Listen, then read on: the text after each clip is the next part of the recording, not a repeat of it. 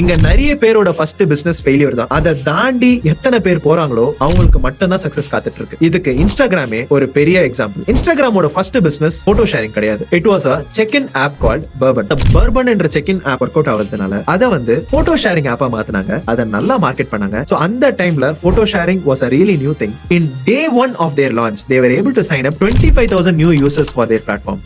ரெண்டு வருஷம் கழிச்சு Facebook இன்ஸ்டாகிராம $1 billion கொடுத்து வாங்கிருச்சு. சோ இதுல இருந்து நீங்க கத்துக்க வேண்டிய பிசினஸ் ஸ்ட்ராட்டஜி என்னன்னா, உங்களோட ஃபர்ஸ்ட் ஐடியா ஒரு ஃபிளாப்பா இருக்கலாம், அதை பத்தி நீங்க கவலையப்படாதீங்க. மார்க்கெட்ல அப்ப இருக்க ட்ரெண்ட் என்னன்னு சொல்லிட்டு ஐடென்டிஃபை பண்ணிட்டு அதுக்கேத்த மாதிரி உங்களோட பிசினஸ் கொஞ்சம் align பண்ணிக்கிறீங்கன்னா that can be your biggest success. இங்க யாருக்குமே ஃபர்ஸ்ட் பிசினஸே சக்சஸ் தரது இல்ல. யார் அந்த ஃபெயிலியரை கடந்து போறாங்களோ அவங்களுக்கு மட்டும் தான் சக்சஸ் கேரண்டி. எவ்வளவு ஃபெயிலியர்ஸ் கடந்து கொஞ்சம் கொஞ்சமா உங்களோட ப்ராடக்ட்டை மார்க்கெட் ட்ரெண்டோட அலைன் பண்ணி நீங்க கொண்டு போறீங்களோ that determines your success as an entrepreneur.